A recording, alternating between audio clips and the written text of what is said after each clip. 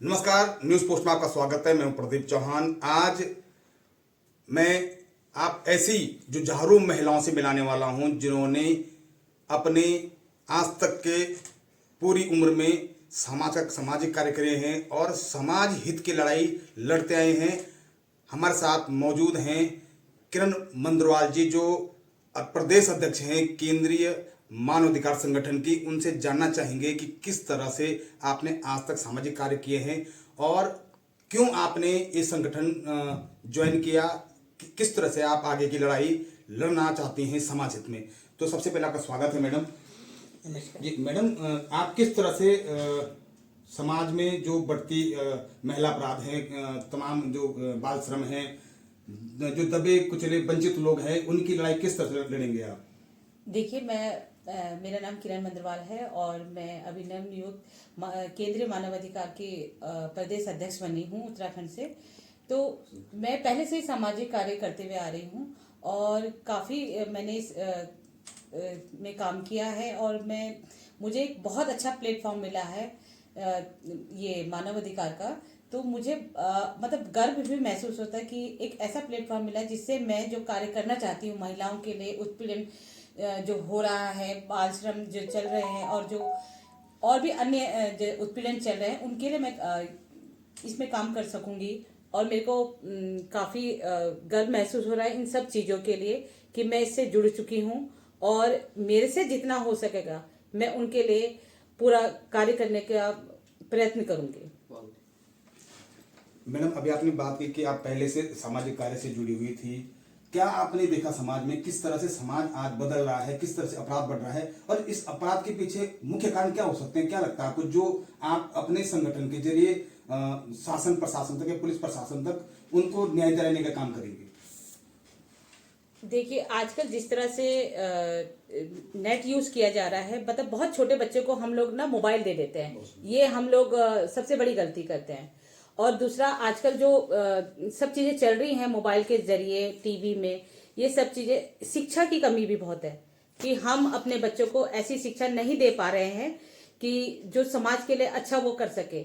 हम अपने बच्चों को अगर स्टार्टिंग से ही ये ना सिखाएं कि ये लड़की है, ये लड़का है, इस तरह का वो ना सिखाएं और उनको एक अच्छी शिक्षा देने की कोशिश करें, तो शायद समाज में कुछ परिवर्तन आएंगे। क्योंकि आज का वर्ग मतलब ज़्यादा महिलाओं को छोटे कपड़े पहनने या इन सब चीज़ों से वो करता है। तो जरूरी नहीं है, आप अपने बालक को भी ये सिखाएं कि ये तेरी बहन भी हो सकती है। मतलब इस तरह की हम शिक्षा देंगे तो शायद ये अपराध बहुत कम होंगे। और क्योंकि एक तो शिक्षा की कमी सच में है, क्योंकि बहुत ही जो छोटे तबके के लोग हैं उनके दिमाग में ये सब चीजें नहीं आती। हमें मतलब छोटी छोटी जगहों में जाकर, हमें बस्तियों में जाकर इनको ये शिक्षित करना चाहिए कि कोई भी महिला या कोई भी लड़की आपकी बहन भी हो सकती है, माँ भी हो सकती है। इस तरह की शिक्षा उन्हें दें और उनको ये सिखाएं कि देखो, हर महिलाओं का अपना एक अधिकार होता है। वो जिस तरह के कपड़े पहने, जिस तरह की शिक्षा चाहे, वो उनको अपना अधिकार है। तो ये सब शिक्षा हम तब जब देंगे तभी उनको ये मालूम पड़ेगा। केंद्रीय मानवाधिकार संगठन की प्रदेश महामंत्री रूपाली मैडम हमारे साथ हैं। आप किस तरह से, किस उद्देश्य से इस संगठन में जुड़े हैं और क्या आपका जो एक्सपीरियंस है पिछला सामाजिक कार्य का, वो आप बताएंगे? देश की महामंत्री हूँ और पहले मेरे पास ये सब नहीं था पद मेरे पास काम करने के लिए। पहले मैं 2-3 काम कर चुकी हूँ, उस समय मेरे पास कुछ भी नहीं था करने के लिए, तो मैं उस समय बिल्कुल अकेली थी।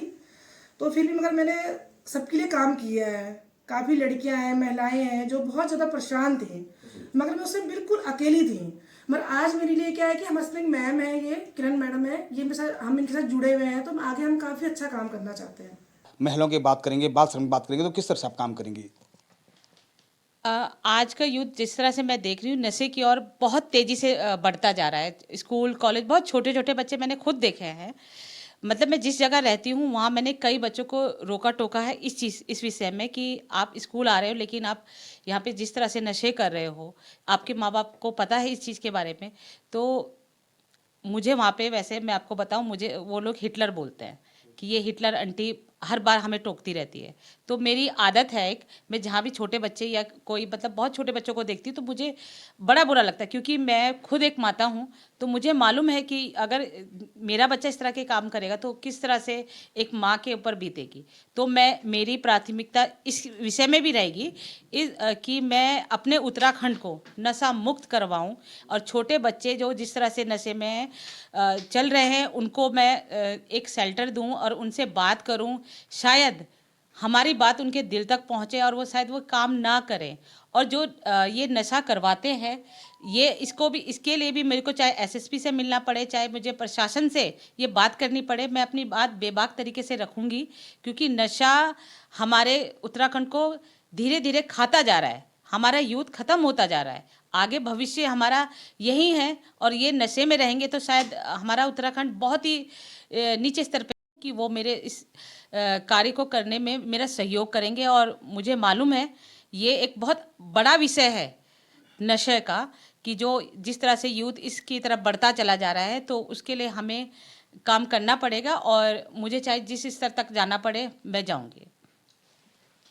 तो हमारे साथ प्रदेश अध्यक्ष किरण मंदरवाल मैडम थी और रूपाली मैडम थी, जिन्होंने अपनी बात रखी कि किस तरह से हम इस जो केंद्रीय मानवाधिकार संगठन है इसके जरिए समाज हित में कार्य करेंगे। नशा जो बहुत बढ़िया उन्होंने एक बात कही, क्योंकि नशे की ओर हमारा समाज लगातार जा रहा है, और आए दिन जो लड़के पढ़ाई लिखाई के लिए गांव से शहर में आए हैं वो पढ़ाई के बजाय नशे में संलिप्त हैं, उनके लिए काम करेंगी। सबसे बड़ा यही इनका कदम रहेगा, क्योंकि युवा है, देश की रीढ़ है, और तभी संभव है जब ये नशा मुक्त होगा।